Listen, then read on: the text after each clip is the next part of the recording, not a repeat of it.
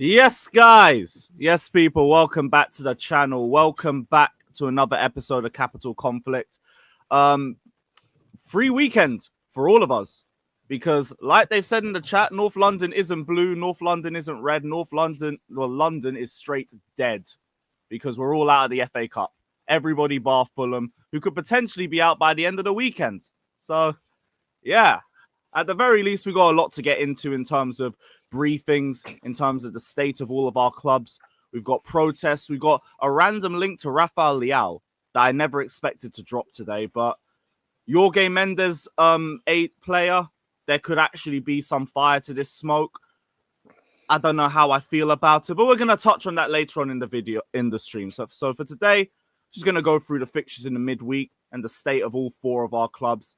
And yeah, fuck the FA Cup and all of that. Big up everybody though. Hit the likes, subscribe, sub to everybody's channels. The link is down in the description. It won't even take you away from the stream. You guys already know what to do. Sub to the panel. Rising tide lifts all ships and all of that. And let's get into it. Mikes, hope you've had a good week, my brother. Hope everything's been good. I've had a fantastic week. FA Cup hype, man. Like 2 wins on a bounce, 0 goals conceded. Nothing to complain about. Who would have thought it? Who would have thought me, West Ham fan? Nothing to complain about. 2 wins on the bounce, 0 goals conceded. One against like a respected like English club the other day, and once against like a bit of a loser team on the weekend. So all smiles from me, man. All smiles from me. Which one was the loser team and which one was the respected one? Exactly. That's for the chat to work out, That's for the chat to work out. Yo, big up, Mikes, man. Jay, hope everything's been good, man. Yeah, same old. Just been pushing through. You know how it is, man. You know how it is. New day, same Spurs. I was hoping we could have got this episode done on Tuesday, so I'd at least have a win to be gassed about. But you you can't go more than 3 weekends with being happy supporting this team. But yeah, I'm good. Love for having me on. Big up Mike's, Northside, yourself. Big up the chat as well. See a few familiar faces. They've been watching me crash out. So yeah, man. Glad to be here. Let's get into it, man. Come on, man. Shout out to the chat as well. Big up to every single one of you. Love to the community every single time. Northside, my brother. Hope everything's good. Genuinely, I hope everything's okay with you, my guy. Yeah, same old crap, bro. Same old crap. The mad thing is I'm not looking so toxic and negative anymore. You know what I mean? A lot of these men are now saying what I've been saying all season, innit? But yeah, man, it is what it is, bro. Like it gets to this part of the season, every season, I'm just like, I've been saying the same thing for so many months, I don't even care anymore. It's whatever. You know what I mean? But yeah, man, big up to you, man. Big up Jay, Mikes, and big up Lewis having me on, man. But yeah, just another season. Arsenal again doing Arsenal things, innit? I swear, it's like this every single season where everybody ends up following your lead by the time you get to literally this point. It's the same story with Arsenal every year. Out of the FA Cup early, I know like it's just easy for all of us to say we're all out, but out of the FA Cup early, potentially you already know where you're getting knocked out in the Champions League. Last season, you already knew you were getting Bayern in the quarters, and that was going to be it. Now you know you're bucking one of the Madrid sides, and it's either going to be death by a low block or just death by Real Madrid. And now in the Premier League, like I swear, I want to give thanks to the Premier League for at least having other fixtures on at the same time as Nottingham Forest Arsenal. I did a whole ass hate watch for the Forest Arsenal game, Tottenham City, Newcastle Liverpool. That Forest Arsenal game was just sitting in the background, and fuck me, what a dreadful watch. It's just the same shit again and again and again. No intensity going forward. You got the same dinked pass over the top that never works. Even the set piece have dried out. I found out that our Chelsea team, who's never been great at set pieces, has the same amount of set piece goals in the league as Arsenal. This is meant to be their whole gimmick. We're not even good at it. And we've got 10 and they've got 10. I didn't believe it when Don told me yesterday. I had to go on SofaScore and check. We both got the same amount of set-piece goals.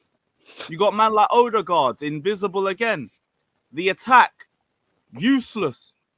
The maddest thing is you man had academy players, you had academy strikers on the bench too. And they still didn't even get an opportunity. Northside, I'm going to let you go, but Fucking hell, man. I don't know how you do this shit every week. I'll be so real. Yeah, it's just it is what it is, isn't it? I don't even know. I'm past getting angry anymore. Do you know what I'm saying? Like for the rest of the season, I'm just numb. You know what I mean? I'm on morphine to the end of the season. That's it. What's the point in me getting angry anymore? Do you know what I'm saying? The fan base only wake up when it's too late. The manager's speaking about changing formations in his press conference before the game. Didn't change formation. He said he's going to utilize players and their best attributes according to their position. That didn't happen. Calafiori was the only one that looked like he was going to score against Forest. He hit the post. So why not just play him as a winger? Every single time I see this guy playing, it's like he plays like a winger. He looks like a failed winger that's gone left back. You know what I mean? That's what it looks like to me. And at the moment, he's the only one that's showing anything going forward. I knew the Marino gimmick wouldn't last. I already knew that wasn't going to happen. Jorginho, it's not the type of game for Jorginho. He's past his best. It's time for him to go back to Brazil, maybe go play for São Paulo or Flamengo or one of them teams there. It's just not good enough, bro. Odegaard doesn't do anything yet. He almost sees 90 minutes again. Ethan's completely trapped on the right wing. I don't know why you're playing him as a winger. Just play him as a 10. I mean, Odegaard was absolutely horrendous again, and this guy continues to play every game. Trossard was absolutely rubbish, bro. They were all rubbish, innit? They were all rubbish. The way that Gibbs was cooking Jorginho, Hudson-Odoi as well. He was cooking Calafi. He was cooking bad, bro. I swear down. Chris Wood, yeah, we are so lucky that Gabriel and Saliba were trying to keep it together. That last-ditch tackle, Chris Wood should have had a brace, really. But, the centre-backs defended well against that. But ultimately, it's just the same old nonsense, bro. We look toothless. And I warned, man, that our bench is not built to try and get us back into a game. That bench is built to hold on to a 1-0 lead or a 2-0 lead or a 3-0 lead. We just got defensive players on the bench. Nothing different with this team. I wanted them to play free at the back, change it up. I'm just tired of saying the same things, bro. Like at the end of the day, I know Moreno's going to keep starting as a striker. Trossard is going to play regardless of form. And Odegaard's going to keep his position regardless of form. I'm just tired of the same thing, bro. I just want the season to end. I want the season to end. But I'm surprised you don't at least try and turn to the academy strikers. Because I've seen teams do it before when you're in that bad of a position in terms of your squad planning and your injuries, that you just throw it to an academy player and just see if they can do something. At the very least, that I hate that we even use these buzzwords, but they're going to at least give it everything and give you something a little bit fresh. Because these men are fighting for their careers. They're fighting to make a statement for themselves. I've seen it literally even against you guys. It was the Van Gaal 15-16 United side. He had bare youth players playing for him, likes of Lingard, likes of Marcus Rashford. There's probably like another 6 or 7 names that a United fan could bring up. I don't remember them for the life of me. But he had poor problems with his squad, and he just turned to the academy players because, at the very least, they're not even really coached like that. In terms of I feel like Arteta's overcoached a lot of your squad, and it's why it's so predictable. You'd have some fresh legs in there with fresh ideas. Look, you brought in Lewis Skelly, fresh ideas. You brought in Wanyeri, fresh ideas. You got that Butler Oyedeji kid. I hope I didn't butcher his name. Couldn't he have at least got some minutes over Sterling? Sterling's garbage. We all know that. We don't even need to get into it. Bring back the players that he loaned out. Well, how about that? Bite the bullet. Pay the money you got to pay to get them out of the loan deal to come back early and utilize them. Why not do that? He's the one that brought them here. He's the one that brought Nuntavaj and Lokonga and Fabio Vieira and all these players. Marquinhos, another one. Why not bring them back? You bought them here. They weren't players that you inherited. Just sack him, man. Just sack him. I'm just tired of it, bro. Just sack that dickhead, bro. I'm tired of that guy, bro. I swear down, I can't stand him. Can't stand Arteta, bro. I just want him gone, bro.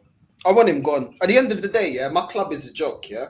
But you give another top manager 800 M's, they'll win you a major honor, bro. They'll win you a major honor. That's enough money given by the board, no matter how I feel about the board. That is enough money. If you give that to Simeone, we win a major honor. If you give that to Inzaghi, we win a major honor. You give that to Ancelotti, if he there was talk, I don't think he's going to leave Real Madrid, but even if he was to leave Real Madrid, I'll take him in a heartbeat. You give him 800 M's, you think the team looks like this? You think the squad looks like this?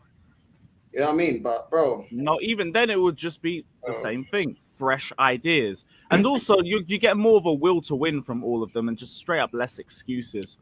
But it's hard for me to even try and like get into that sort of discussion because like I said earlier with Arsenal, you guys are just a circle. It's the same thing. Next year, you're going to go back to the same position. The manager's not going to get sacked. You probably aren't going to strengthen in the window.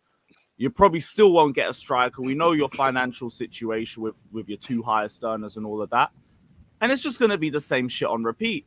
You, man, are stuck in limbo. And you've already got Arsenal fans talking about next year. I don't know if you saw Egal and Dan Lawless, and he was talking about, I'm excited for next season. Fuck off. City will be on a rebuild. Pep could be leaving. Yeah. Liverpool could be losing key players and all that. And it's always You know a what the next problem season with that is, thing. though? Go on. You but they said that last season that Liverpool That's ain't what I going was to do gonna anything say. because they're on a Yeah. rebuild. That is. And then now Netflix Liverpool FC. won the league.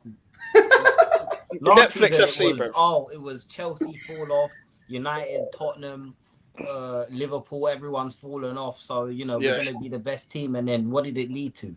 Nothing. So saying that is a bit like, well, first of all, how do you know that all of these teams aren't going to, how do you know City aren't going to rebuild their team in 2 months in the summer? No, How this do is you the know problem. United aren't going to go out and spend money and rebuild their team? Chelsea, Yeah. we know they spend money. That's normal. How do you know Chelsea aren't going to get their act Not together? well. I mean, you know we're not going to get our act together, but hey, how do you know we're not going to get our act together? Like, it's very easy to say, oh, but, you know, this team's going to be like this next season and copium. Huff that copium gas, bro. Keep huffing it. We're here for Yeah. it. We're here for Yeah. it, man. Legit, it's like it's pure hope. It's pure hope every year. Every year they do this. The top gooners keep gooning. The top gooners keep gooning over the transfer window, bro. Like seriously, Fucking hell. like legit, like every time they just underuse the transfer market anyway. Every time it's like a missed opportunity. And to be honest, I'll be real. Like how you can be 5 years in and you still don't have a striker, you still actually haven't signed a striker is ridiculous in itself. But even if you sign a striker, they're still like 5 players away from actually being serious, even though they're second. Because Liverpool, the difference between Liverpool and Arsenal was they changed manager. They didn't have to invest. They already have a ready-made squad to win. With Arsenal, they don't have a ready-made squad to do anything because none of the starting players that they have experience to win anyway. They don't have any leadership. They don't have any quality in terms of final third apart from Saka. And then they're relying on a 17-year-old kid. If you're in like phase 5 or whatever and you're relying on 17-year-olds, like what the fuck are we doing here? Like what are we doing? How are we meant to take you seriously, serious as a challenging team? That's why you're not respected in Europe by other big European teams. They're buck Arsenal in the Champions League. They're like, yeah, we'll set up against them like this. They ain't got any quality down here. They don't take themselves serious. We're not going to take them serious. Like simple as that. Like they don't even take themselves seriously themselves. Like Arteta ain't taking himself seriously. Like the type of teams he's putting out. Like you signed Calafiori to play left back, to then kind of throw him under the bus after the game, being like, well, we took him off because he was doing bad against Hudson-Odoi sort of thing. And also, Nuno, Nottingham Forest manager, came out after the game and said, the reason why I didn't go to 5 in the back is because they don't have a striker. Other managers are saying it. This is bad, man. This is bad. But also has been saying it for time. A lot of people have been saying it for time. A lot of people I know When have you been bring saying it it up for in time. a press conference, Arteta Yes, starts can't. crashing out. Yeah, you start blaming the ball and stuff, man. Start blaming the ball and shit. Yeah. Like, bro, come on, man. Some of the excuses that I have seen this season, like Yeah. for a team that should have won the league last year, let alone this year, it's been straight pathetic. Copium is the perfect word to describe it. And the more I Yeah. think about it, how are man waiting for the rest of the league to fall off for them to win a league title? Like, Yeah, have you Liverpool deep didn't. that? Yeah, Liverpool How- didn't. Yeah, because I've never sat there and thought, you know what, United, Arsenal, Liverpool, these men ain't in a good shape, you know. Maybe we could capitalize. Maybe we could scumbag a league title. Who scumbags a league title? No you one. can scumbag a trophy because, like, it's one-off games here and there. You can scumbag a few games. You don't scumbag a league. Yeah. No one has ever not deserved a league title. Yeah, It's that's a what I whole think. 38-game campaign. Yeah. It's facts. And man are It's- waiting for everyone else to fall off. Bro, it's fucking ridiculous. Because let's be real, yeah. Like, if you're waiting for every team to fall off, surely you can catch these man on a one-off day to win a cup at least, to win an FA Cup. Because that's what I don't get. Like Liverpool didn't wait for no one. It was just City that fell off. It should have been you, man. It should have been you, man, that took that opportunity. You was meant to be the next up after City, and then Liverpool like, okay, new manager, no signings, fuck it, we'll take this. And to be honest, they already have a ready-made squad anyway. They already have the right experience and shit. But what do Arsenal do? Missed out on an opportunity again. See, Josh is saying, do you see Liverpool winning the league without a prolific striker? See, this is the thing. Arsenal didn't buy one. Liverpool already had one. We already knew, like, from 2 years ago that Arsenal needed a prolific striker. And then they bought Havertz, which, again, always will be grateful for. But the fact that I'm grateful for it says a fucking lot. Yep. This is who they bought. And I said on the day that they did it, this is where your project dies. You've put it all down onto this, brother. Now, man, are talking about needing a prolific striker. And I've already said these guys cannot buy a prolific striker while Havertz and Jesus are on their books. It doesn't make any financial sense unless you're buying him on bigger wages, which is going to fuck you guys up financially even more. You can't do it. You have to get a goal-scoring winger. You can't get a goal-scoring striker. Not unless you sell one of them two. And why would they want to leave? Man's getting 240k a week. Havertz is getting 280k a week. They're not getting near that anywhere else. And they're both leaving. They're both injured as well, so they're not going to be leaving anytime soon anyway. They can't sell them. They're both injured.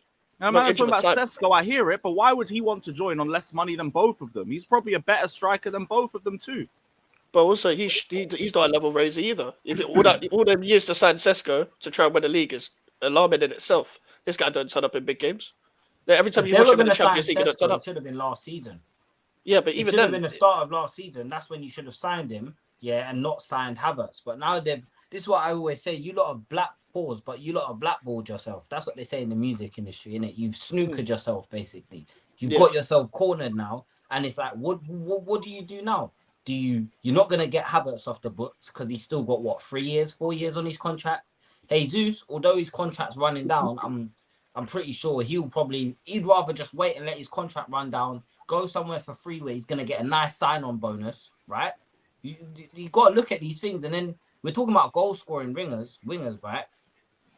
If I'm a winger, why am I coming to Arsenal Football Club? What is the incentive to go and play for Arsenal Football Club? You've got Bukayo Saka there, who when he's fit plays every single game, and then I've got a manager who is going to use me out of position most weeks anyways. And when he does throw me in my actual position, we're 5-0 up against West Ham. Or, no offense, Mike, but we're 5-0 up against West Ham, for example. Or we're playing a game in the cup where I don't need to play. Like, there's no real incentive to join Arsenal. It have to be a left winger, if you really think about it.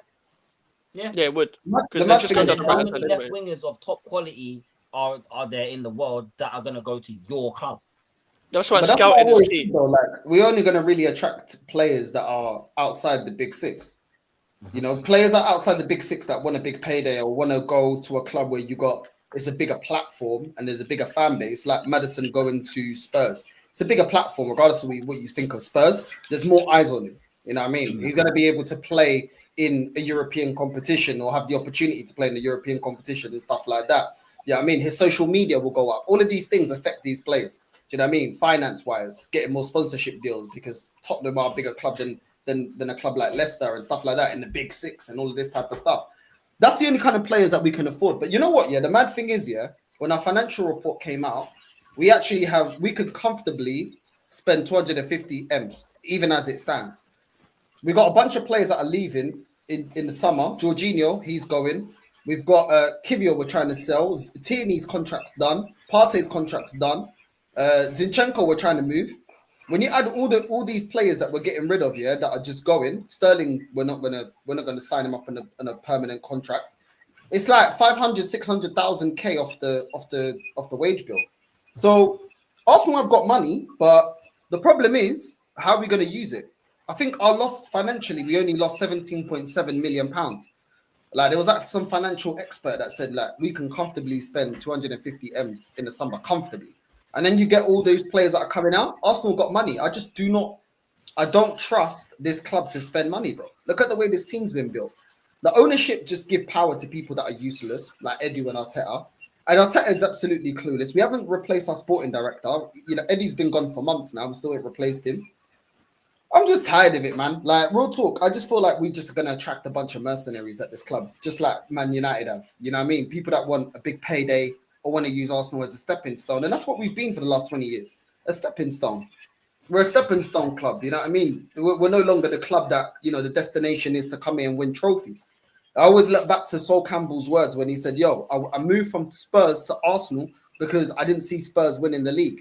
But yet I can see Arsenal winning the league. We ain't been that club in the last 21 years. Do you know what I mean? That's how far we've dropped. No one ain't looking at us say, yo, do you know what? I'm not winning with them, man. I'm going to go to Arsenal and I'm at least going to pick up some Premier League titles. It could have been so different a year or two, though. That's the craziest thing. If you just built on that 93% season, like, you probably would have actually confirmed the league. If not last season, 100% this season with the fall off. Now, I actually think you're back to that point where you are going to be the selling club. I'm not going to say you're there now, but I can see it. I can see it like building. We already know the Saliba links to Real Madrid and all of that. And it's about to go to the Bernabeu in a month or two if you lot get them in the quarterfinals. If he's the first one to leave, could potentially see a Gabriel going next. Could potentially see more and more players leave if you guys go more and more years without trophies. And then you just go right back to where you were before Arteta came anyway. So, shit. You know who did think that they were going to win trophies at Arsenal and wanted to move to Arsenal for trophies? Declan Rice. Cheers. Yo, your fans chanting you should have signed for a big club, man. I was dying. Yeah, I was fucking dying, bro. Bro, you see him going to the corner. He was like ducking his head. But he was still clapping the fans. Like, yeah, man. Yeah, no, and there's no hate between West Ham fans and Rice, innit? It's all just banter. No, yeah, it's just banter. Just drop the pride, man. Drop the pride and come back home. We all know you regret it. I don't think anyone would look at him differently if he did go back to West Ham. You know, if like in a season or two he turned around and said, "Fuck this, I'm gone, man." Yeah, do you know? I remember. Yeah, even though Arsenal were the team that paid the money instead of Man City, Arsenal fans loved the whole he rejected Man City for Arsenal thing. So is that much of a brag now? Like they want to that makes Rice look stupider. Yeah, brilliant. It's brilliant. Brilliant stuff. I'm still waiting on an extra 100 million because I don't know, man. It looked like the controller disconnected last game. He just run the ball out of play. Like, what's going on, man? Give us the extra 100 million, bro. That video of him trying to beat the press. Yeah, man. Fuck man. Click to reconnect controller. I don't know what's going on. Just give us the extra 100 mil. Well, Rice is a quality 6 and all of that, but there's a reason why I said spend 100 million on Caicedo and not on Rice. Like, Rice just ain't well-rounded compared to him. Nowhere near. He's better aerially. He's probably stronger. That's it. That's literally it. Shout out to Anti Lafleur saying, big up Lewis. If Maresca is wanting a goal-scoring winger who can track back and help defend, then Leao is not the right guy for that role. See, I've already seen a lot of Leao's laziness out of possession anyway, just because I have little clips of that always seem to like do the rounds on Twitter, which is part of the reason why I'm a little bit iffy with this whole link that's just dropped, saying that we've made contact over the Rafael Leao situation. I do think he'd give us some goal threat, but I also, every time I watch him, I just think like he seems like one of them transition demons. Yeah, one of those players that needs a little bit of space to like really get the best out of him. And inconsistent. Yeah, Portuguese Rashford. Inconsistent. Like, he's technically better than Rashford. He can lose a player, but he's too hot and cold. I can't lie. I've seen him enough for Portugal, and I've seen him a bit for AC Milan. But bro, I can't lie, bro. Like he's inconsistent in my opinion. I remember when he was being linked to Arsenal, I was like, I don't want him. You know, my fellow countryman, my fellow Angolan, but nah, bro. You know what I mean? Nah. I don't think he's good enough for the Prem. I can't lie to you. Personally, I don't want to fall for the big name hype too, because like I've watched him play a couple times. I've seen him play against us a few times as well. All the times I've seen him, I've barely been impressed unless it's been in transition. He looks like a monster when it comes to like yards of space, figure out your decision and all of that. And he's got a bit of tech to him too, but I don't know about him in the Prem. And if he can't even handle like the off the ball intensity in Serie A, how am I meant to believe he can hack it in the Prem too?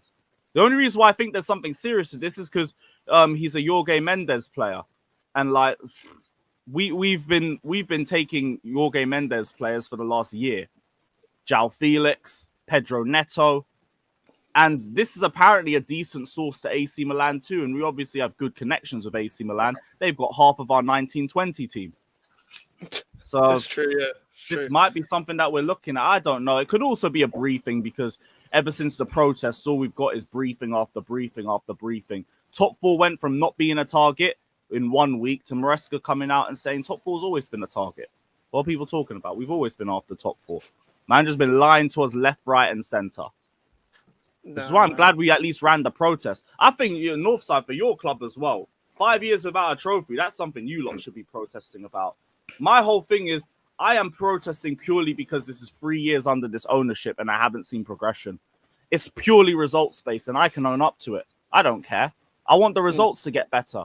Yeah, we beat Southampton. Whoop-de-doo, it's Southampton. It's the reason why I didn't even open with Chelsea because, like, I don't care. No. We beat Southampton, they're garbage. Lewis, can I ask something though? Do you reckon that your fan base is still going to protest after the next home game and the next home game after that? Or was that just a one-off? Oh, they better. Because like I'm still going to push for protests for the Copenhagen game. And I think we got Leicester City afterwards. Like, yeah, it should be every home game from now to the end of the season. I've said that's how you actually send a message. Because even if we do get top four, even if we do get all of our targets, I'll be real, it's in spite of this ownership because they sabotaged the last two windows. We didn't do anything in the summer. We didn't do anything in January. When I went to the protest on Tuesday, like I was very impressed with the turnout because for something that wasn't planned, for something that was filled with a bunch of different fans, with a bunch of different things that they were going for, not any real agreement, there was a good sense of unity. There was a good sense of unity between a lot of fans who don't really get along with each other like that. Because ultimately, it's about just trying to send a message of dissatisfaction. And because we want shit to improve. This ain't what we're used to as Chelsea. We're used to competing for trophies season in, season out. Yeah, we're in the Conference League. We should never have been in the Conference League. We're just here by default, so we'll take it. Fine. Give me another trophy. But the last 3 years have not been good enough. You had a team that was good enough for top four, good enough for a Carabao last season. You did not build on it. You did not build on it. So if Maresca can pull us into the top four, fair fucking play to him as an inexperienced championship manager for doing it. But the protest has to continue. Because even if we do get that, do we strengthen in the summer? I don't know. That's the thing. Like, I think a protest is effective. And those kind of protests are effective if you're all on the same message, if you're all aligned with the same thing. If you're all protesting for different things, it's not going to be effective, like, because then everyone's going to be confused. What are you asking for when people look at a protest? If you guys are all protesting for the same thing and you want the same thing for your club, then it's effective. And you keep going, like with the Leicester game, Copenhagen game, whatever games you have coming up at home. Like, if you guys make the same, like, part of the same message every game, then you're going to get into the club sort of thing. Because it does work if you keep trying. But if it's just a one-off, and you guys are all protesting for the same thing and the fan base are not aligned, then it's kind of a bit half-hearted. Yeah, because like there was like a range of different chants and everything, but for me, it's like overall you can just tell fans aren't happy. That's all that really needs to just get sent out. You do the protest, you show that you're unhappy. That's it. And if it can facilitate some change, great. If not, keep running with it. Keep running with it and keep showing the dissatisfaction. Maybe leave the bridge empty for a game or two. Do what Liverpool did against Sunderland in 15-16, where everyone walked out the stadium in the 77th minute. Liverpool fumbled a 2-0 lead straight off that. Show them in any way possible that you're dissatisfied with the way that the club has been running. And maybe, just maybe, it might lead to something being handled a bit better. I also think that ruffles up the players a little bit, man. Like, if you're playing, right, you're a Chelsea player, you're playing, you want the fans there at the bridge. You want the noise behind you. You want the support from the crowd. If you score a goal, right, or you've just conceded and you look up and half the ground's empty, you think them players aren't going back onto the training ground with something to say about it? You think they're just going to, well, they're not happy. Oh, well. No, of course not. The players will sit there and say, yo, this isn't okay. Look at, like, the fans. This is affecting us now as well. This is not just affecting them watching it now. We're on the pitch. and we're dying because the away support is louder than the home support, right? This is why I think. But then again, I do want to say that protests are a bit of a double-edged sword, and I'll tell you why. Because of the protests, right, that we had, it allowed all the news about Daniel Levy going into negotiations to sell the club, and that started to come out. And then the noise started to go down a little bit. Noise started to go down to the point where I was at the City game. There wasn't one Levy out chant the entire 90 minutes. Not one. Not one. That just goes to show you that it can backfire, because then fans start to become comfortable and think, right, we've done what we need to do, so the job's over. This is why I saw a comment in here, whether you're at the top of the league or whether you're at the bottom of the league, protest the same way. Protest the same way. Yep. Because otherwise, you're, like he said, you're a fair weather fan. You're a fair weather fan. When shit's rough, you want to start crying and shit. But when things are going good, you're quiet. This is why I say if they call you negative for being unhappy with where your club are when you're sat third, second, or even first in the table, so be it, man. So yeah, because I did see a comment from Jesters earlier. Shout out to Jesters still. That's my guy. If you weren't protesting when we were second, then you are a fair weather fan. Here's the thing, though. There's clearly been a lot that's changed since we were second. There was another one that's saying, oh, you're protesting being a point off third. We should have been clear of it. If I really look at the state of this Premier League, and this Premier League has been fucking garbage for another season, we should have been clear of this shit. The amount of games that we fumbled in the last 13 games has been pathetic. And you already had one summer window that you didn't build on. You had January that came up at the perfect time because our form was just starting to dip. And you could tell what we needed. We needed a goal scorer. We needed some sort of experience at the back. What did we do? Should we get Garnacho? Maybe we'll go for Tell. I see Tottenham and West Ham go and bring in some depth before we do. Is that meant to be competition? West Ham, not Tottenham. Wavy Nudge, facts. Barat Shelley, a same price tag as Garnacho. But we're thinking about that. So, no. My whole thing, and this is why I've been consistent and said it's been purely based off this season for me, because I have not seen the intent to want to succeed from the board. I haven't seen that. You man have spent 250 million to try and get rid of most of those transfers. Our squad depth is no longer a flex like that. A few months ago, we have an A team, we have a B team, we might even have a C team. Barely got a B team now. Barely. There's a reason why man are protesting now and they weren't protesting 2 months ago. That's why I'm saying at least keep it consistent till the end of the season, because now they've done everything they can do, and it's just not been good enough. Yeah, because even built on that in January if we were still in second. Yeah, I get making and that's the thing. I get making noise to see if there could be any change, but as I said, if you're all asking for different things, they're not going to know what you want to change, sort of thing. But if everyone is protesting because of the transfer window and because you dropped off, then calm. That's good to do. Like, everyone's aligned and all of that. If everyone's asking for different things, they're asking for different things to change, and their main priority is this, and no one has a priority of what they want to change, and you're kind of making noise. It's good to still protest, but if you're all asking for different things, you're not aligned. They might not even change anything, sort of thing. They might not even know why you're protesting, because if I come away from it, or anyone comes away from the Chelsea protest, and it'll be like, and someone asks, what did Chelsea protest for? And it's like, you get bare different answers, but it's like, there's not one definitive answer. It's kind of not as effective, in my opinion. I just feel like I do hear that. Because if it's all for the transfer window, I get it. If it's all because you guys dropped off and there hasn't been any progression under the new ownership, I get it. But with all the specifics, you come away from it, it's all different answers. It's not as effective. And for me, I don't know. I don't see you guys keeping that up for the rest of the season, mainly because that doesn't happen in this country. I can't remember the last fan base that did that consistently. As we just did discover with Tottenham. I know Tottenham and Chelsea fans are different, but this is an English thing in general. Unless you're protesting every week, every home game, it's not as effective, especially at this part of the season as well. That's just an end of season protesting. I get Chelsea fans probably didn't want to wait to the end of the season, but if you don't want to wait until the end of the season, do it every home game then. Might as well. I hear it. Now. I also I agree as well that there needs to be like a specific list too, because like we said, we've got people going there for different reasons. You've got people going based off this season. You've got people going based off Todd Bowley and the Vivid Seats thing. People who want Blueco out in general. People who just want some sort of change to the model and aren't even really pushing for the directors out like that. There's a huge range. Now, I'd hope it would all just come down under the bucket of dissatisfaction. But even then, I also think like you must have some sort of common sense to know what's going wrong. Yeah. Especially if we don't get UCL again. That's 3 years without it. We're hearing rumors about how important it is for us to get UCL, the front of shirt sponsor and all of that. We might have to sell a few of the youth players if we don't get it. You lot haven't acted. And you lot have now thrown out briefs saying that you're still fine with the sporting directors. Cool, I'm now looking straight at Clear Lake then. I'm looking straight at all of you lot. Because you're all just enabling this. This is what you lot want.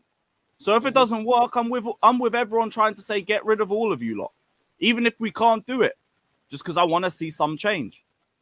This ain't the Chelsea I've grown up on. What was the reason from your club? What was the reason why they didn't sign the players necessary in January? I don't even think we got a reason. I'll be so real. I don't think we got any reason. So they're just like, We Bro, keep the it owners moving. don't speak to us. We only just hear from Maresca, who's a mouthpiece. And Maresca was hinting at wanting a striker all of January. And then obviously at the end of the window, he said, I'm fine with what we have. I'm fine with what we have. Because he's not going to go against the owners. He's not. That's why he went 1 week saying top four's not a target. I've never been told top four's a target. And then the next week, top four's always been a target. Just straight faced. 1 week to the next.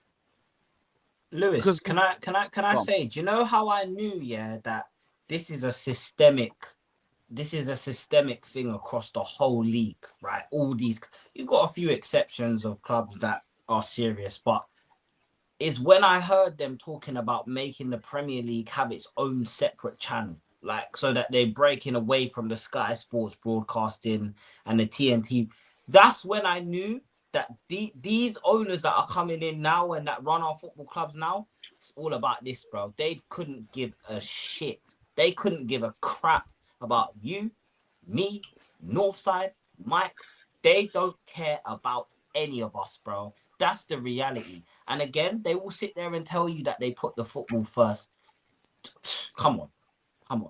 Why do you? And you just said it's the it profit there. first. We need Champions League for a shirt sponsor. This is what I'm talking about, bro. Look at how far you know what? This is slide music to my ears, bro. This is music to my ears because It's you 'cause guys it's happening ruined to my us, innit? childhood. Yep. You know what I'm saying?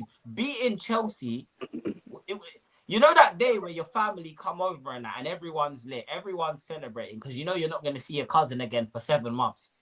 That's what it felt like beating Chelsea, and now you guys are in the mud protesting your owners. Bro, if you told me 5 years ago that this would be where I'm at with Chelsea, I would have been shocked. Because having Roman was like a cheat code. Oh, everyone's moaning about their owners. I just got a Russian guy who will throw money at the problem. Light work. Oh, this team's not working. Go buy another striker. 70 million, light work. Yeah. Oh, we not win the league? Fuck it. We'll get a domestic. We'll go again next season. I already know what my club's on. Now I But don't. that's the thing. Roman spotted the problem before the fans noticed the problem. Now it takes for the fans to realize that there's a problem for the owners to even do anything about it. I guarantee you. There was times where Roman's ruthlessness. 50 season, 60 season, your owners are happy. Yep. Facts. They'll brief that they're happy. I don't think they will be because again they need the UCL money. But this is what it's become. I think now like a lot of these owners want to win with the cheapest method possible. Yeah. And that's probably why they hate the likes of a Man City, for example, because they're just there making everybody else look bad. Just dash money at the problem the same way we used to and go win the league. That's why they four-peat while we're here trying to do this whole cost-cutting methods. But they also dash dead. money with a purpose as well. Instead of like a Man United who just dash money and you look where they are now. Like Look remember how they even, used the January window. They made us all look Yeah. stupid. Yeah, look at their signings like Christopher Marmouche and Gonzalez already making an instant impact. That's a serious club there. They want to obviously start their rebuild more in the summer, but they're starting now. And that's the difference between the the Saudi owners, and then like any other owner, American and English. Like English owners are even worse. Like people talk about American owners, like you can't even group like as a nation. Like English owners are the worst. All Even English then, owners even with Oh, American sorry. owners, like Liverpool got FSG, and look, they show some sort of intent, some exactly. at least. Yeah, but even if you think about most English owners in the Premier League, all they've really been known for is to try and sustain the club financially and become self-sustainable. That's their only target. They've never been able to take a club beyond that. You look at Tottenham, you look at West Ham, you look at any like even a Crystal Palace that like they don't care really about being ambitious. They care about being stable financially, so they don't have to spend, so they can brief that to the fans. That's all English owners do, and they're kind of so that's why. More to Jay's point, they don't give a fuck about the fans, but the English owners are so on that more than the Americans themselves. Bring At least me the that Americans oil somewhat money, spend, man. bro. Bring But me that's that the thing, oil though, money. yeah. Like FSG has shown, yeah, they could have won more if they showed even more ambition, yeah. When they had Klopp going back to back with City, season in, season out. But you look at them, they hired the right sporting director, they hired the right managers. Klopp was the right manager. He was on the right trajectory. Goes into that club, and he can work with the way that club is run. If they were even more ambitious, yeah, they could have won more. But that project wasn't a failure. They won a Champions League and a Premier League and multiple cups. It's not a failure for a project. It's not a failure, bro. Do you know what I mean? They have a good sporting director. Exactly. So it's like FSG aren't the most amazing owners, but one thing that they do, yeah, they do hire the right people for the right job. Now they're going with Slot. Phase 1, new project. Everybody say they need a rebuild. They get the right man to work with the right squad that they've got. They're gonna win the league. Yep. Like in that aspect is where I can at least say, as an Arsenal fan, yeah, I can at least say I wish we could at least do that because they've shown you that you don't need to have all your money. What you need to do is manage your money properly and get the right people in place, which means you need to vet the right people. We didn't back somebody in Unai Emery that got us to a European final with a team that needed to be rebuilt and it was toxic, negative, but he got us to a final. We got slapped up by Chelsea because our team wasn't good enough. We shouldn't really have been in that position in the first place. But because of the manager's credentials, but then what do? He finishes 5th, gets to a European final, you sack him. And then the novice is where you give 800 M's in 5 years. It doesn't make no sense. They don't put the right people in charge. Edu has absolutely no pull in world football, yet we put him as a sporting director. Why? Why? Based on what? What has he done? Tell me one big Brazilian that he's brought into this club, bro. He didn't even have pull in his own country, let alone having pull in England. Yeah, I mean, and now he's gone, and it's like, bro, like, yes, FSG ain't perfect, and yes, FSG could have shown more ambition in January. Yeah, they should have went out there and done more. Yeah, and they did gamble with the fact that Arsenal are going to bottle it. Yeah, which they shouldn't be gambling with. They should be going out there in January and they should have strengthened and added more players that they needed.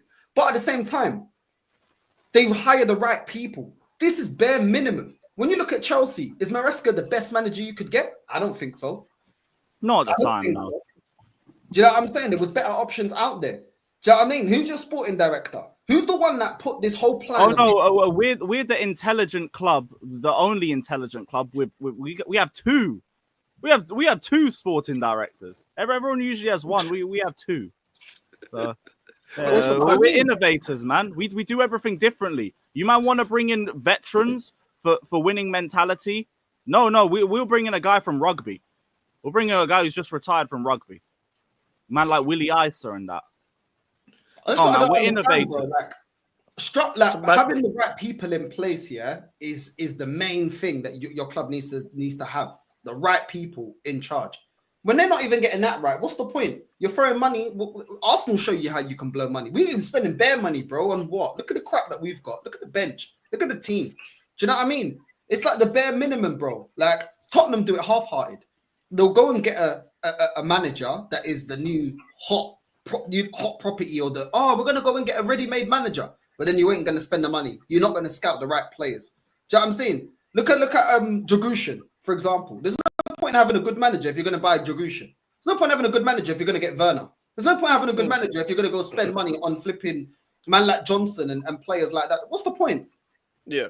Do you know what I mean? There's so when you have a good manager, they want to cost cut even more because, he's good. He'll get a tune out of him. He'll get something out of him. You want to get someone that could actually like improve your team from the off, not give him a couple months of coaching under Big Andrew, under Maresca. It'll be good. Yeah. He was on for now. But here we people got to are. start complaining about that even when they're winning, bruv. Say again? You still got to be complaining about that even when you're winning. That's the problem. They only start complaining now when you're dropped off. That's why people don't really take it serious from the outside. Well, even in the Roman era, that was the only time where we'd get complacent. It's after we've won. Which was still annoying, but you know what? At least we'd won something by then. Only problem is we just never fucking built on it. Shout out Blaze, though, saying if we get that Leao bum, then I'm coming UK to riot. Look, I don't think we're going to get him. But Jorge Mendes links, I'd go quiet on that one still. But yeah, I'm not really too keen on Rafael Leao either. I won't front. Just quickly before we move to Spurs, I did see a new update that just on a new goalkeeping rule for next season. So if the goalkeeper holds the ball for more than 8 seconds, a corner kick will be awarded to the opposing team. So one of the dark arts methods have gone. I just wanted to add to that quickly. But I could just give a yellow card. It's not that deep. Give a yellow it's card. like they never want to do it. They can hold it for 30 seconds and still get away with it. These bald fat referees are so fucking pussy. You don't have to say bold. They're all shit, all of them. Yeah. Shout out Ilya saying, big up, man. He says, if you look at the history of Todd Bowley, he does throw money at problems. For example, the Dodgers, they bought 5 players. They all cost 100 million plus. And one of them is almost 200 million. And this is over the past 2 years. No, I'd hear that, but like Bowley ain't even the majority shareholder, so he can't even really do anything. Man's just there. He's got a say, and that's about it. The final say goes to Clear Lake. That's what I've always said. But focus has to be on Nick Barley and on the sporting directors. They are the ones that actually contribute in the day-to-day running of the club. Todd Bowley don't really do that. I'm not even really sure what like his specific role is with the club, but all I know is in the 2023-24 season, he basically gave up a lot of his power to Igbali. So now it's been him running this shit. That's why focus is on him. That is why he is on the crime list, not Bowley. But big up Ilya, man. I've always said you give me a choice of one or the other, I'll pick Bowley over Clear Lake. If I have to pick one or the other. Because at the very least, he showed me he'll buy experience and he don't care about a price. Like, we're doing the whole fucking you take a player, we take a player deal under Clear Lake. And look what that leads us to. We got a man like Amari Kellyman on the books. And I've never seen that fucker in my life. Is his name even Amari? I might have got it wrong. I don't know. I think it is. And the thing is, I'm guaranteed if you walk past him on the street, you wouldn't recognize him. Nah, I don't even know what he looks like. I just know he's light-skinned. Yeah, That's just some it. pro clubs character. Like, that's it. One of them creator players. Yeah, legit. Oh, brother. Yeah, Chills, we got another briefing that we're not buying a goalkeeper. Fuck it. Make it Petrovic and Jorgensen for next season. Otherwise, sack the board again. That's my only words for it. Get Sanchez out, and I don't care. Jay, I don't know how you do this every week, bro. Like, I had one game where I was like, not backing Spurs, but I needed a result from you guys. I don't like doing the whole, I'm supporting you in it. No. Just please go and get the points. It'd be very convenient. Fuck me, you lot are so hopeless. And the subs, like, I thought some of your subs helped. Like, I thought Spence was decent. Kulusevski came on and was a little bit rough, though. You guys were lucky not to be down by more in the first half. I think you got a bit more into the game second half, but just couldn't bury the chances. But even then, you're still coming out of 3 wins in a row, so I don't know how you're feeling in general. Mate, my season's over, bro. I'm just trying to get to May as quick as possible, man. Get to May, get to June. And then I'm not watching any of the preseason crap, not doing it. No. For 3 months, from May right the way up until August, I'm disassociating myself from the club. Don't want to hear transfer news. Just when we get to August, just let me see a whole new squad, new manager. But no, look, man, the game was... It's typical Spurs, isn't it? Game of 2 halves. We start off shit. Then the second half, we come out and act like we're firing. But the problem is, and I've been saying this, when you come up against good sides, like whether City have been shit this season or not, yeah, they're a good side. Good sides aren't going to let you get back into the game. Good sides will not give you the chance to get back into the game. I disagree. I think the substitutions were absolutely terrible. Like for taking Maddison off for Werner. What are you doing? Why? Why is he even still here? Do you know what I'm saying? The fact that Spence didn't even start and you let Porro get skinned up again. That flipping... oh my God, bro. I'm sick of... You know what I noticed, man? Every time you look at a Tottenham goal that we concede, if you take a snapshot from right as the ball, the final pass is played in, Porro's never in the snapshot. He's never there. And all our goals come down the right-hand side. Yep. So It's true. And then Is that a tactical thing though, or is that just we've got him? the Europa League? We've still got the he's a Europa bozo. League. Do we still have the Europa League though? Do we? No. I mean, you guys are actually in a pretty good No, bracket. it's a tactical thing. Because he's telling, if Ange was a serious coach, he would say to Porro, every time you... Yeah, bro. Oh, We're 5 yeah, seconds Jay, behind. Jay, you got a delay, but bro. we're not Try restart. we've got jellyfish footballers at Yeah, our that's right. football club, bro. Spineless footballers. Footballers that don't want to play under pressure. Like Conte said, they don't want to play when there's something at stake. They're just happy to go away to flipping Southampton and put 5 past them. Jay, I think you've got a delay. Try restart. Yeah. That's the thing. 20-second delay or something. Yeah, no, that happened yesterday. It was on my channel yesterday. Same thing happened. Like, this is the thing with Part of the Pedro game. Porro. Yeah, that's the thing with Pedro. You know, Deji, quickly, I just remembered, Deji told me that Danzo is the next Saliba. Bruv. That is a clip that's going to age like fine wine, bro. I saw that no said context. Saliba, bruv. I I saw that didn't no think context. Danso was Wild, too you know. bad as well, but Saliba comparison. Yeah. Am I back? Am I back? Yeah, you're all good, Yeah, bro. You're all yeah. good. Sorry about No, that. so yes, it's streaming. Jay, what do you think? Do you think Danzo's the next Saliba, bro?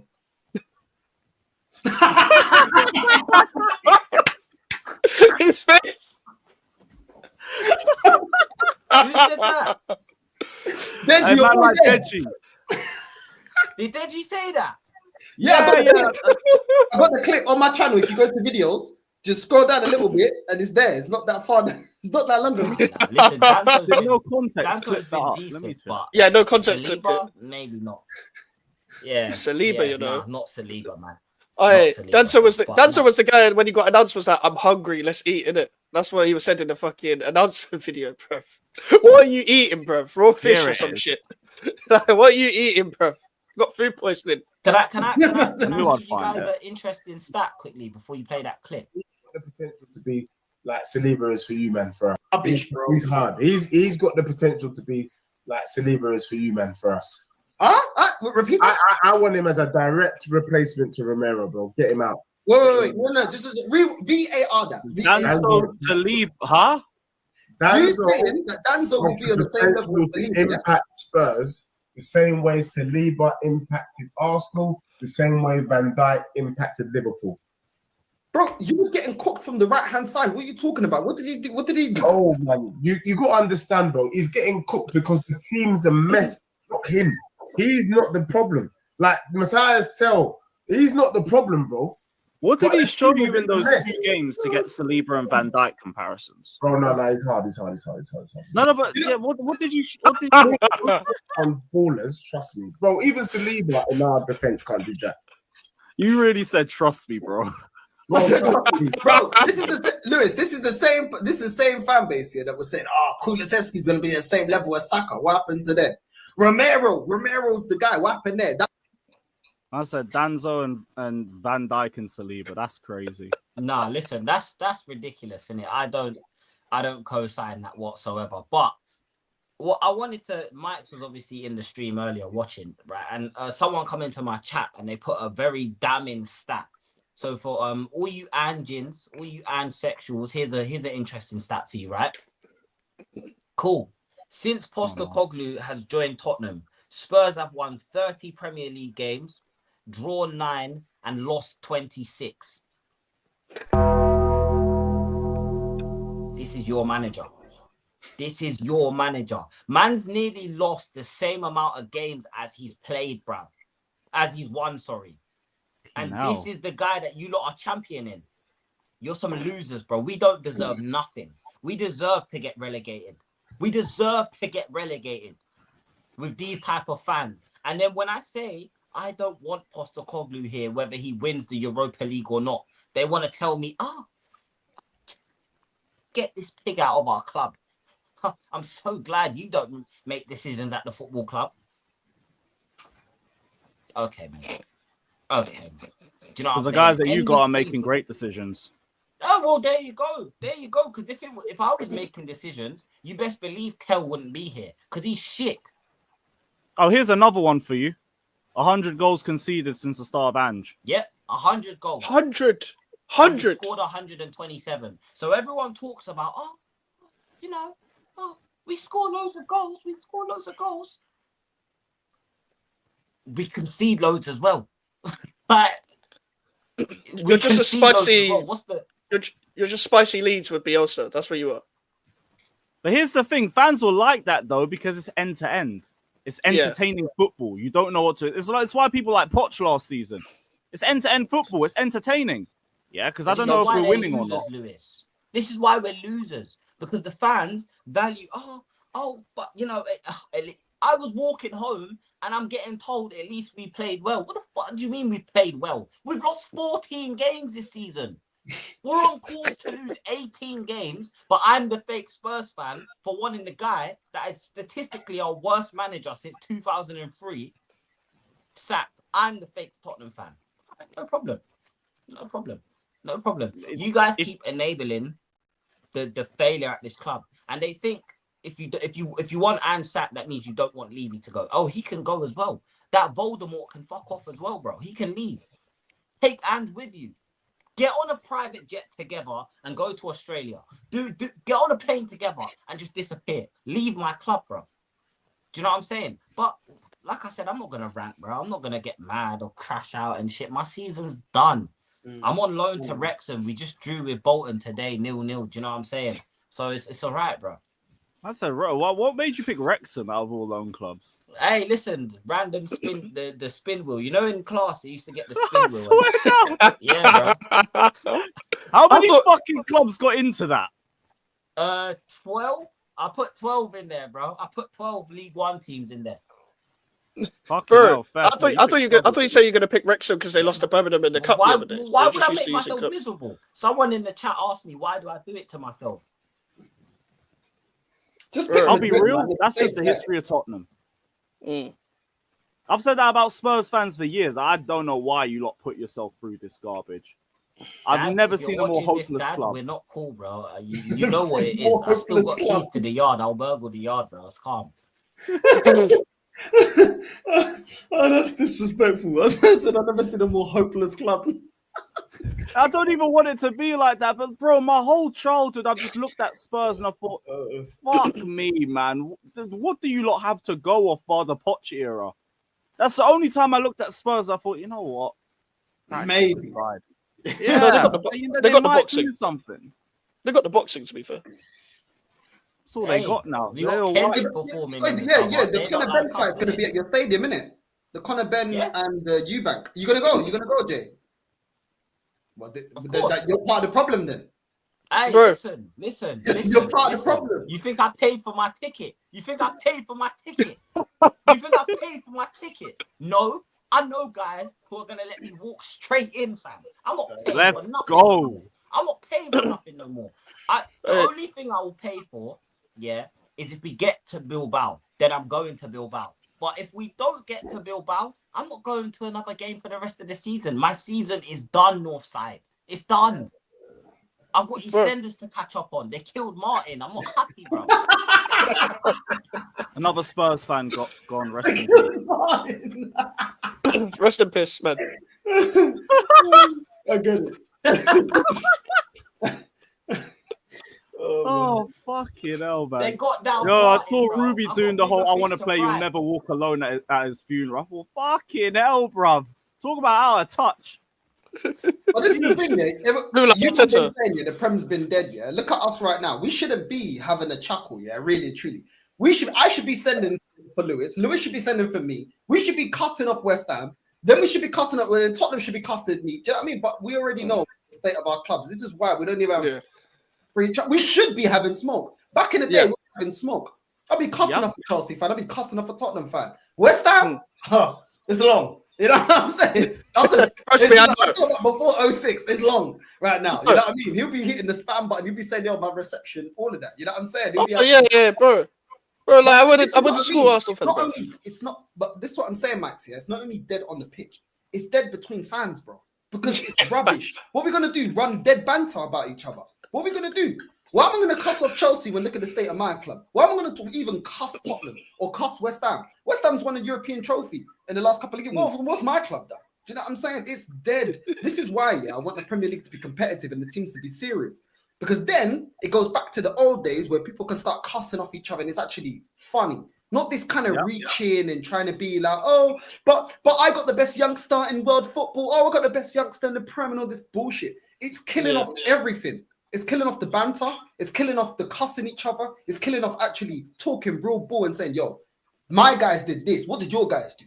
My left back, this, that. But all of it's deaded off. Look at the way we're talking. We shouldn't be amicable right now. It should be war. Every stream should be war. But how can we go to war? This is what I'm. You think rival fans can come into the chat and rattle me, bro? Because everything you say about my club is exactly what I say about my club. So you're wasting your energy typing nonsense to try and troll me because I'm not getting trolled. If anything, I'm like, rah, hey, he knows what he's talking about, man. Yeah, man, he knows what he's talking about. This club is shit. Of course he watches ball. He knows football. I'm not gonna sit there and say, but they think that we won't accept it. Yeah, we are just the reality is, if you say a facts about my club, but I'm not gonna back my club blindly, innit? I'm not gonna, because best believe if you're talking about my club like this back in 04, it'd be different. And before that, it'd be different. Do you know what I'm saying? I've seen league doubles. We won league doubles. We won done invincible. It's something to start. What I'm gonna back now. Now I see Chelsea fans cuss off my team. I'm like, yeah, you're right. You know what I'm saying? I see West Ham. Yeah, kind of. Bro, every year I've had Arsenal fans telling me, hey, the post-Roman era's over. You man are all going back to being bums. And every waking year, I've just gone more and more into, I can't argue this shit down. And bro, you think you can say anything about West Ham that I haven't heard or said already, bro? I've literally been in the trenches my whole life. I was born into the trenches. I say, welcome to my world, motherfuckers. Yeah, welcome to hell. As soon as I came out the womb, bro. It would be a butterfly. I'd be a butterfly because I have about 8 days of life every fucking year, bro. I have 8 days of life every fucking year, bro. And those are the 8 games between the Sunday that we lost and the next Wednesday that we play, bro. I'm telling you, those are the only days I can enjoy. I can't enjoy shit. Why do you think we won 3 in a row, Lewis? And it meant nothing. It meant absolutely nothing because all it does is paper over the cracks. And we're en route to lose 18 games this season. We're en route to lose 18 games this season. That's half the season. Bro, we've got you at the bridge coming up. Are we going to win? No. We've got Anfield. Yeah, we still got to go to Anfield. Okay. Nope. We still got to go to Molineux. Right? Those are just 3 games. We've lost 14 already. So that's 17 L's. Bournemouth have to come to our ground. Yeah. That's long. Lose to them as well. We've got to play Forest. Our season's over, bro. We could genuinely finish 15th, 16th. But it's okay. It's okay. A cup is okay. So it's all right. We got a cup at least, right? That's got to be the farewell for Andrew, regardless of what happens. Has to be the farewell. That ain't happening. No, make him sign a new deal. 24 hours, and then I'm going to go back to complaining. Like, I don't even think Andrew's a bad coach. He just doesn't suit Tottenham, and you're not going to strengthen to what he needs. And he's too one-dimensional. I just have to cut ties. He's got 5-a-side tactics, bro. Power league tactics. But you know what I'm saying? Tottenham is like a girl that's a whole. Like there's no man for her. Every man is for her. Like there's no who is for Tottenham. The project manager doesn't succeed. You know what I mean? No, but it's true. It's true. No, you're right. It's Tottenham. No one's for Tottenham. You're right. You're right. So not wrong. It was never yours. It was just your time. That's what it is with Tottenham. I'll be real.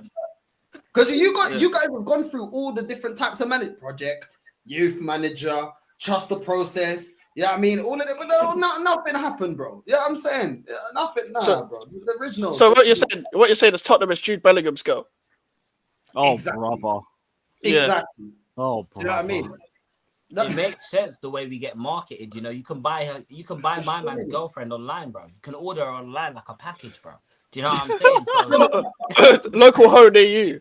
Jay, am I lying though? Am I lying? Tell No, me you're the speaking specific type of manager that will succeed at your club. Because you've already done it and it's failed. no, you're right. Northside, you're right, bro. And this Spectrum is why, manager. we've been in negotiation with the Qataris and the US owners. I don't give a fuck. Just get rid of Levy, get rid of Joe Lewis, get rid of Donna Cullen, get rid of Lang. Does anyone know what Johan Lang actually looks like? No. Man, just a person. I thought it was an Ange slander name. No, that's our sporting director. Swear down. You didn't even know who it was. I thought it was a slander name. Lunch. That's a real person. Swear Oi, down. you make your own movie, you know, Tottenham every fucking year, you know, Johan Lange and Lange. Ange, Oh bruv. my days. He's from Villa, bruv. They got rid of him to get Monchi, bruv. Yo, he looks like, you remember that Hoyland Failcom where they had the guy singing? Oh, yeah, miracle guy. Waiting on a miracle to come. All of that. He looks I like swear Bentner gone down. wrong. Yeah. He looks like Nicholas Bentner gone wrong, bruv. Oh my God. I like the Pez Bentner in that. Yeah, bro. North London Red Bentner. That's crazy. Bro, Nah, that's this crazy. is what I'm saying. Tottenham are the only club that can have a sporting director. And the only time you see him is at the end of the transfer window when he briefs us over the shit that we signed. This transfer window, this is how he sits. No, let me even move my bed back. This is exactly how he sits, man. Yes. Man thinks he's CM Punk. One leg up in the air like a batty man, yeah. One arm over his kneecap, talking about, oh yes, well, this season the January window is always a difficult one. You know, we do work very hard to achieve the targets, but with the position that the club is in right now, it's very difficult. Shut up, you liar! You ain't signed shit. Man signed me fucking Antonin Kinky, yeah? Some next Yugoslavian brother. Man signed Danso and signed Mateus Tell, that Soldier Boy lookalike, yeah? And man want to tell me that we are out here with ambition to win. Ambition to win. Bro, didn't you pay like 10 million for the 6-month loan? Facts, Fuck bro. me, I'm telling man. you. Universal, Warner Bros, Warner Records, Universal Records. He come here on a rap deal. He's not even playing football. He actually, on a day of training, he goes to the booth. He goes to the studio when the players are actually training because he's not a footballer, bro. I don't care what no one says. This guy is the worst signing since Richarlison, Werner, and Ndombele, and he's the fourth one. He's the fourth one, bro. He doesn't do fuck all. And everyone, when I told guys, yeah, don't go and bring me another teenager. We're not a university. We're not a college campus. I don't want teenagers in my team. Everyone said, oh, but he plays for Bayern. Oh, Company just doesn't know what he's doing. Well, guess what? Company sold him and is about to win the Bundesliga with Bayern. If he was that important, Company wouldn't have let him go in the first place. Facts.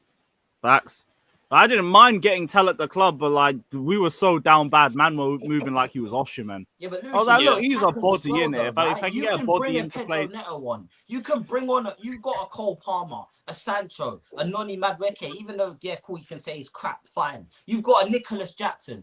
We've got Johnson and Richarlison and fucking Werner. And Son, Heung-min grandfather. That is He's done out here as disgusting. well. Richarlison, Werner, and Brennan Johnson. Fuck me, this is a man's depth. Hey, brother.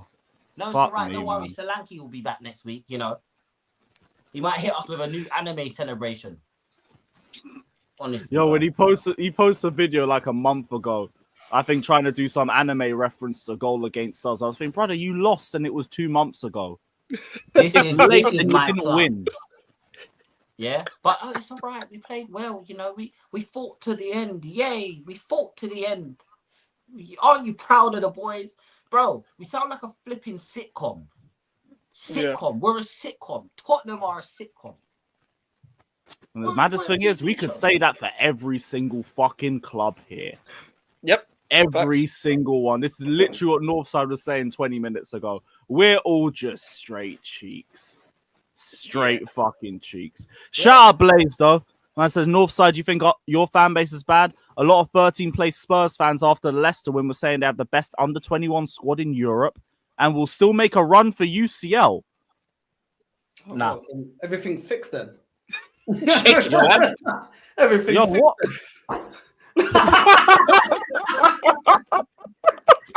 Yo, I need the dank in Tottenham, bruv. I need whatever they're shotting up north, bruv. Fuck me. Man said UCL. You only just got 3 wins in a row. Man left the room. Corden, you know, man like Krypton Corden just did the Man's crazy a whole thing, walking 14 away. points He said, off. "I had enough, bro." It's a correct and correct. Ah, I Man, don't blame opening him, up his new Tesco's. He's like, I'm done with this, bro. I'm moving on. Man. Fuck this shit, bro.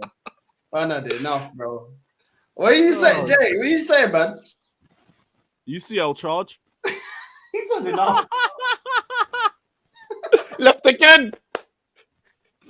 You man, make sure you're subbed to the whole panel, bruv. I swear down. Link is now pinned as well, so you guys have no excuse. Run up the likes, sub, big up to all you man here on a Saturday evening. Mikes, you're in the best position out of all of us right now.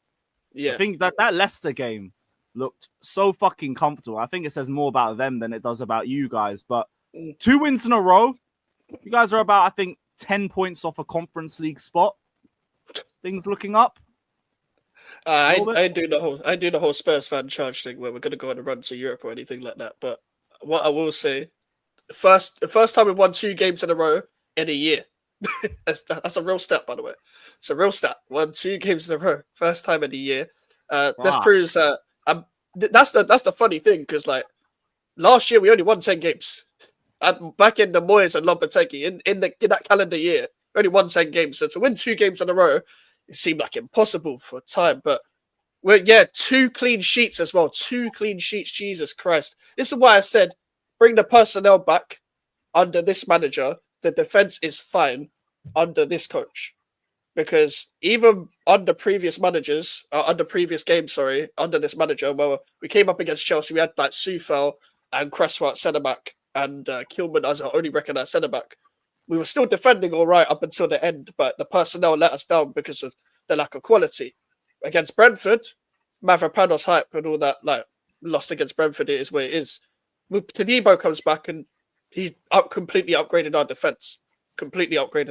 But I've been saying that. He just looks like a level above, like, most centre-back, any centre-back I've seen at West Ham. And listen, it's not much. I've seen fuck all at West Ham. But, like, Tadibo just looks a level above on the ball, off the ball, like, defending ability, pace, strength, etc. But 2 clean sheets in a row, like, really, really good, man. Really, really good. Really, like, difficult to beat and stuff. For some reason, Aaron Cresswell decided to have a new lease of life at 36. Played really well at 2 games in a row. Played really, really well alongside Ollie Scholes. Ollie Scholes coming through our youth team. Is he still playing left back, or is he doing left centre back now? So it's like, yeah, it's kind of like overlapping centre back sort of thing, where it's like, you know, when one of the centre backs in the back 3 has a license to go forward a bit. That's kind of that's kind of his role. Like the Rudiger that we had when we had the back 3. Yeah, so like Cresswell's 2/3 to Cresswell, he's actually usually good at that. Like he was good at that when we were coming 6th and 7th. That was his role, playing a back 3, go a bit forward, etc. Masuaku playing wing back, etc. Like he was good in those positions. I think Potter's just really good at getting the best out of what he has. Like it's personnel that is the reason why we ain't putting more goals away, because like Alvarez is getting in advanced positions. Like Souček did well yesterday, the other day. Like he scored, he passed the ball around very well. Jared Bowen and Kudus up front. Like Kudus still ain't the Mohamed Kudus that I know really. To be honest with you, he's only putting in like 45 minutes performances and stuff. Like he played well against Arsenal because we were hitting them on transition and stuff, and we were running into space. But when we have the ball, I need to see a lot more from Mohamed Kudus. Like because there's going to be times where teams are going to set up in a low block against us because we don't necessarily have the players to unlock low blocks and all of that. But Mohamed Kudus needs to be one of them players that rises, because I know Jared Bowen's always going to rise. I know someone like a Scholes nowadays is always going to rise. I know even a Wan-Bissaka, he's been a revelation at this club. He's been like one of my favorites. I want to know how he's like getting on at West Ham, because we had rumors of getting him on loan too before you guys did. So he's only really come on for cameos, and he made some form of impact against Brentford, but like that was just in terms of his movement. He did when he came on against Leicester. That was when we were kind of defending anyway, so he didn't really get much of the ball. So I can't really even say too much about his performance. Like he didn't get much of the ball. And against Arsenal, he did well. He did well for what it was, sort of thing. Like when we hit them on transition, again, he barely got the ball, but when he did get the ball, he was pinning it down. Well, his movement's really good. I feel like he needs to get a run of games, though. We do need to start him eventually because we are still missing that striker presence up front, and we need that natural movement. But I'm really happy. I'm really happy with the past 2 games for sure. Like, I just think with Graham Potter, I've always said, like, on the back end of this season, it is legit just a pre-season. This is the pre-season where you got to figure out who's going to be good enough to carry on next season. Who's going to die at sea under your style of play, sort of thing. Because I know I've never been more chilled out and confident about a manager, the way he's going to approach a game, because he will adapt to every single game and keep his principles. Like, on the ball, we will play the exact same, but off the ball, we'll play different depending on the opponent. Obviously, we sat back against Arsenal. We defended really well, even though they didn't have anything up front. We did defend well. And against Leicester, we didn't need to do fuck all. They're terrible, man. They're dreadful. But, like, we just comfortably passed the ball around, just put a couple crosses in, and then our quality showed. Like, someone like a Jared Bowen under Graham Potter is kind of a cheat code, I'll be real. Like, when he gets a full pre-season under Potter, hopefully with no injuries, he can score like 20 goals. He's capable of it. I don't even think that's a crazy thing with Bowen. Like, Bowen's always been one of those big, outside the big 6 forwards that everyone rates. Yeah. And every time I see him play against us, he's always given us a little test, or he's showing up in moments here, there. Like, even when we beat you 5-0 last season, brother could have got a hat trick and hit the bar every single time. Yeah, him I and remember Kudus both came out that game looking good. Yeah, so that's the thing. No matter the circumstance, no matter what manager, no matter what style of play, no matter what position he plays in, he always rises. Even when he looks uncomfortable in the position he's playing in, like, he's not a 9, but he'll make it work. Like, he's a right winger, inside forward that gets in the pockets and shoots. That's where you want him. And, like, I remember, like, in a previous before the Arsenal game, I didn't know where the goals were going to come from, apart from Bowen, but he scored and we won the game. Like, and that's the thing. We were so well coached on both days that it kind of didn't matter what personnel was going to start on either fixture. We just outcoached both Van Nistelrooy and Arteta that day. Like, it was that good that everyone just took to it. Everyone's like working for each other. Even Ward-Prowse, I don't think Ward-Prowse is the level, but at the same time, he's played really well since he's come back from loan against Forest, playing in between, like passing the ball in between the lines and stuff, getting on the ball, feeling comfortable. I feel like he's just had a real bad time, like, playing football over the past year, because he was playing under Moyes last year, and at Forest he wasn't getting a game. And I think under Graham Potter, he's really taken to his style of play, really fitting what he's trying to do and stuff. Someone like a Max Kilman, he's actually a good player alongside Todibo, because centre-back's all about partnerships. When he's alongside Mavropanos, the guy looks like a complete bozo. But Todibo could cover for him, for every one of his deficiencies. I think they can be a really good partnership if we let them stay fit as well. Someone like an Ollie Scholes as well. So would you say 3 at the back? For me, I think only in certain games. Because, like, we play a 3 in possession regardless, but it will be a winger as one of the wing-back positions and Wan-Bissaka tucking in. And that's I think ideally that's what I would want going forward, because against Leicester we didn't need to play 5 defenders even when we were attacking them. So I think I keep the 3 in possession regardless. I think in bigger games you can go to like 5 defenders. You can play Wan-Bissaka wing-back. You can play Cresswell tucking in, or when we signed another centre-back in the summer, you can play them alongside Todibo and Kilman. Because I think Potter's really good at, like, adapting no matter what when he plays the 3, the 5, or the 4. And it benefits our players a lot, because it looks like a lot to take in as instruction, but from day one, the players are taken to him, because he had 1 training session on his first game and the players already took to it. So I would go with the 3 going forward for sure. But obviously, we play the same on the ball every game. But off the ball, it's different depending on the opponent we come up against. So I would like Wan-Bissaka, Todibo, and Kilman to be the almost back 3 in possession going forward. Because Wan-Bissaka, he really suits his style. Like, just what's like, your the way he defends when you do play with 4 at the back? Who's normally your centre back pairing? Todibo and Kilman. Todibo. Todibo and Kilman. Okay, cool. Yeah, because Todibo's clear of Mavropanos. Like, the guy can't do fuck all. But Todibo, like, he's just a level ahead of Mavropanos in every attribute.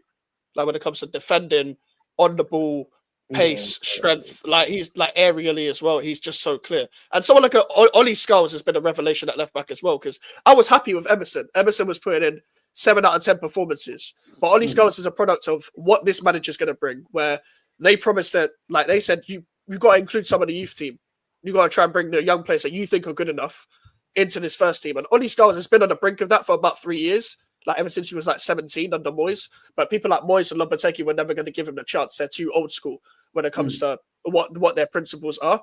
But he's been a revelation at left back as well and left wing back. Like, I think he needs to just be eased in, sort of thing. Like him and Emerson. Like Emerson would be a good someone to learn off going forward and defending and stuff. Because like the way we play defensively, whoever's playing wing back us likes to defend front footed, likes to defend by trying to intercept rather than go 1v1 all the time. And I think that suits our defenders as well. So like with Ollie Scars, I've been really impressed with him against Leicester and Arsenal. Played really well. It's probably my man of the match with Arsenal, and against Leicester, one of the better players again. Wan-Bissaka has been a revelation. So like going forward and stuff, like I'm really happy with those 2 games. It doesn't change my opinion on anything on the club overall. You need to still give him his players in the summer. It's already briefings about him being backed by the Athletic and stuff, and as he fucking should be. Because like if you're gonna back Lopetegui, you need to back Potter. You need to back Potter. He's already shown you more in 7 games. Yeah, and also and if you get the same recruitment strategy around him like you did at Brighton, because we already got a couple of the former Brighton guys, you can find them cheap gems from random leagues where he can mold those players into his style. And we need to rejuvenate that whole midfield. To be honest with you, none of the midfielders we have are the level, like in terms of power, in terms of technical ability.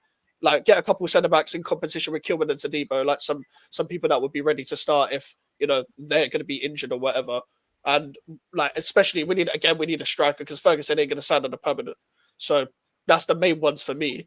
And to be honest with you, when we were talking about protests earlier, something else that was good about the club that we did this whole like concessions thing. Like they stopped doing concessions, and every game our fans were putting black balloons on the pitch, like trying to like save our concession sort of thing. And luckily they've frozen the season ticket prices. Older fans. Yeah, and that was stopped. But then recently they've frozen the season ticket prices. So they brought it back, and it proves that it worked because we were protesting every game, every home game, every away game, went in a away end and home end and just put black balloons on the pitch and made it a statement and united with other fan bases to do that. So I'm also happy with that as well.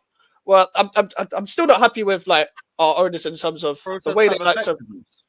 Yeah, like the way our owners like to talk to the media still pisses me off because before the Arsenal game, this Karen Brady slag was talking in the Sky Sports podcast about like moving to the London Stadium, how it's been really good and stuff, about how fans are taken to it. You stupid bitch! You don't talk for the whole fan base. You don't talk for the whole fan base. Stick to getting spunked on by Alan Sugar. Like this is not your lane. This is not your lane. You do not speak for me.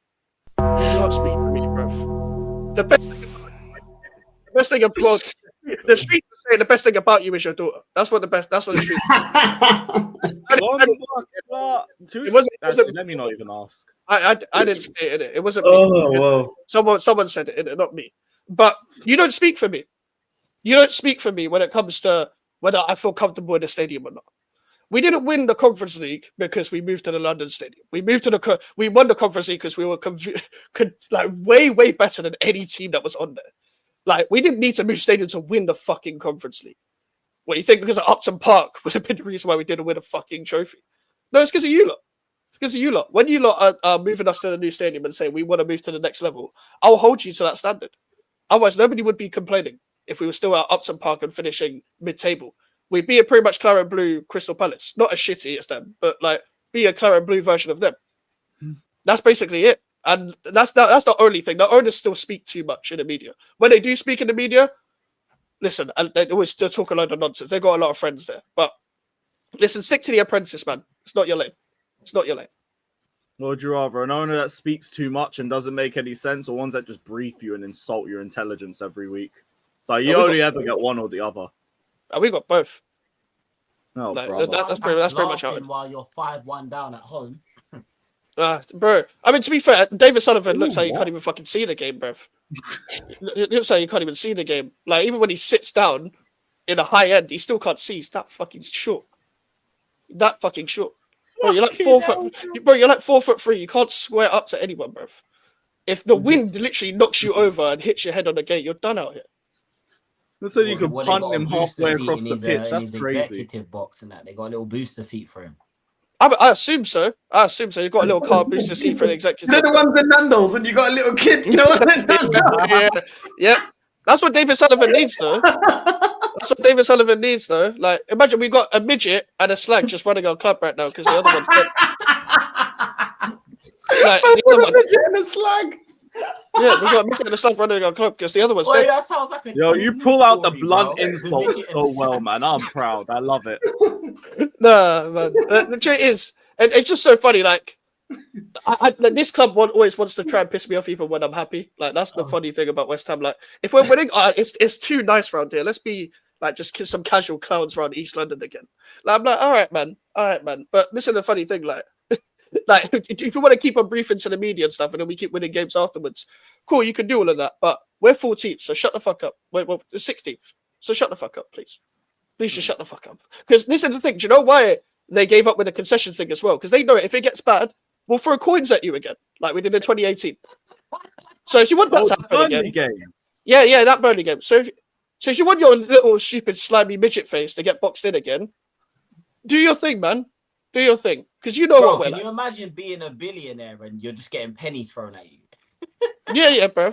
They'll be like, what is this? What's this copper they're throwing at me? And he's used to that because do you guys know what David Sullivan and David Gold's business was before football? No. They run sex shops. Huh? That's like as in like where they sell sex toys and stuff. That's sex toy business. So that's why they're called the Dildo They've Brothers. been fucking you lot ever since. Yeah, that's why they're called the Dildo Brothers. That's why what's it? When we were in for William Carvalho like 2016, and we like were cheap in the negotiation. So the Sporting Lisbon guy was like, "Yeah, I don't fuck with the Dildo Brothers and stuff like that." Like that's what they said. Wait, the owner. Yeah. The owner of Sporting Lisbon, bro. Like that's why we Oh, and it's a fan base. We run with that. We're running with that because we obviously don't like them. So that's the kind of business that, and this it makes a lot of sense. I don't get how you have that much money and you're shagging ladies that are younger than you, but they have willies as well. So these are the kind of owners I'm dealing with. These are the kind of owners I'm dealing with. Lady boy. Is that what they're doing? Yeah, lady boy, come back to lady boy. Yeah, that's what. Lady boy. Oh, A midget and a lady boy, bro. The midget, the swag, and the Yo, lady your boy. ownership stories are hilarious, man. Bro, I could be here all day when it comes to ownership stories, man. It's fucking brilliant. Like, This but is that's gonna the be thing. me in about 4 years. Bro, this is why I made a whole video just cussing Karen Brady out for what she said in the interview, and like this is the thing. It needs to be said because like you don't speak for me. You don't speak for me when we're winning games. When we're losing games, you do not speak for me. You don't say, "Oh, West Ham fans are happy here." You know, I've never seen a more like West Ham fans are depressed anyway, but at least they can make a good day out of like when they go to a nice stadium and stuff. When you go to our stadium, where you think they're happy going to London Stadium and stuff. Most of there's people that sit next to me in the stadium, yeah, that come from like a random place in Essex, yeah, and they have to get a certain train back home, otherwise they can't go back home until like the next day. So they have to leave like 77th minute, but they don't care. They're not missing anything. They're not staying to the rest of the game. So like, oh, we'll go home tomorrow to our house. Brother, you got to pay for fucking food in fucking Westfield where they're overpriced for everything. And then you got to go to the stadium. And then you got to eat afterwards. Then you got to get the train back in the middle of the game in like the 77th minute. Yeah, fuck that, man. Fuck that. I feel like no one wants to be at the London Stadium, man. Don't speak for me. Don't you dare speak for me. Speak for Hey, Lord. Mike, I've made it a thing now where I leave every game I leave on the 60th minute, bro. Don't matter if we're winning or losing, bro. I value getting home more than watching that crap. Trust me. Yeah, that's fair Trust enough. me. Like if I live That's far what away, worries I me would do the about our same. next ground. Wherever we move, Yeah. like if we don't get that else court spot, if we ever end up in a position of moving, it won't be around Chelsea. That's the thing. Like if I Where live, would it be? God knows, because London's cramped, isn't it? The Yeah, only it's spot cramped. that we have to move to is Else Court, and if we don't have Else Court, it's literally just look. You're gonna stay at the bridge, try and build it to 55, 60k, and once you get there, that's it. You ain't Yeah. renovating higher. You can't. Yeah. You legally can't. and at least that's better than what we did. We knocked the stadium down to rent a stadium forever. We don't own our stadium. We don't own it, so we can't do anything. 99 years is crazy. My thing is just Yeah. more the thing about how it takes like 30, 45 minutes just to get to your ground. But you know what, Joe's funny? I never want that for our club. I figured out a shortcut to get. So I'm calm. Like there's people that still haven't discovered the shortcut to get home. So it is what it is. It is what it Keep is. that So, to yourself before they start cordoning that off too.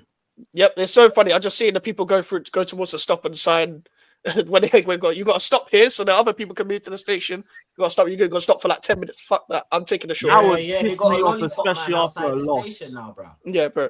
Yeah, bro. Like if you're stopping and starting, especially after you've just been battered by whoever, it could be anyone. I remember drawing to Bristol City in the FA Cup last year at home. So drawing to Bristol City in the FA Cup last year, Moyes in and all that.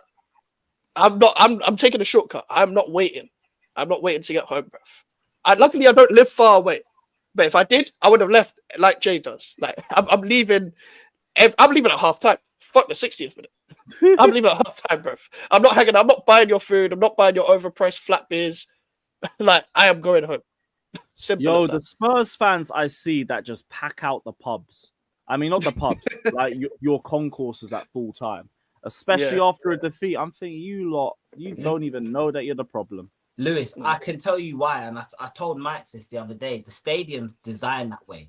The warmest places in the stadium are the concourse, right? So after a game, people either they don't want to run out the stadium on 90 minutes to try and get into the station because they know you're going to be in a queue. Sometimes the queue go from the station right out to the club shop. Like it's that bad sometimes, isn't it? So most people choose not to leave. And then you got the happy clappers that are just there for a day out. But you know what? I'm there for a day out now. I might as well be. Just go meet up with a couple of my mates, get plastered, get hella drunk, go home. It's a good day. It's a good day, man. They're evil for that one, and make it as Yeah. hot as possible to keep the man in there. They'll have the aircon in there in the summer too, I bet. Yeah. Definitely. Don't worry. They got the breeze. Yeah, They got a evil nice breeze fuckers. coming in. Yeah, And the beers are refillable. The way the beers fill up, they fill very quick. I think they take like 3 seconds to fill up. Yeah, they got So you're just going back because you know it's not gonna take long. Like it's all systemic. I told you, fam.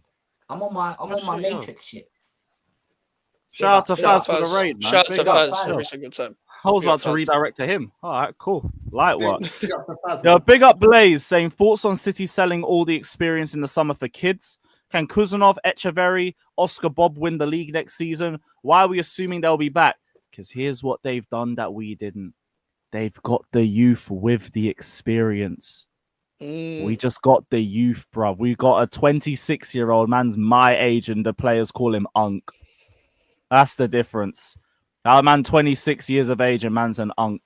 Is that Kai? Like, shout out Blaze every single time, but that's the difference. And they got Pep. Yeah, they got That's just Ruben it. Diaz experience. They got like even if De Bruyne goes, they got people that have won leagues already that will teach them the way. Yeah, and then you Kuzanov learn will from be that. there with Diaz, Yeah. with Stones, with Ake. Yep. You're gonna have Echeverry. I think he's a left back. He's gonna have the likes of Vardiol around him. Ake, who can play left back as well.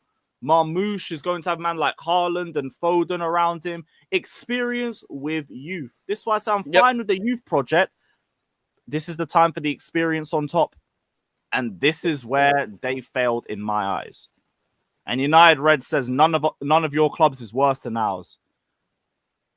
Depends how you think about it, bro. Us and Tottenham and Man United are all on the same points.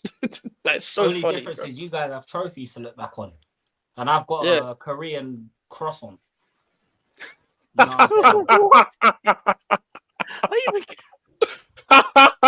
Yeah, Fucking hell, man. yeah, bro. Oh, They're gonna all bring of our anime clubs to are the straight stadium mids. soon. You watch. Solanke, Yeah, like man. Solanke, like Solanke, yeah. dressed He'll like be all Goku. over that. oh fucking nerd. Fucking absolutely dead. But you, man, it has been such a great show. Big up to all you, man, that's been locked in. Every single one of you. We've got nearly 350 of you, man, in the house. Make sure you're all subbed. Links in the description. Linked is the pinned comment as well. Shout out to Warrior. You guys already know what to do. Run up the subs. I don't know who's live. Who's live that we like?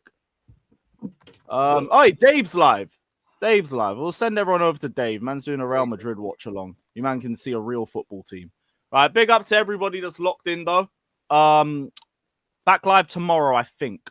Well, we'll figure it out. There'll be some sort of content out. But yeah, keep a lookout. Like, subscribe, and as always, up the Chels. Up the Chels.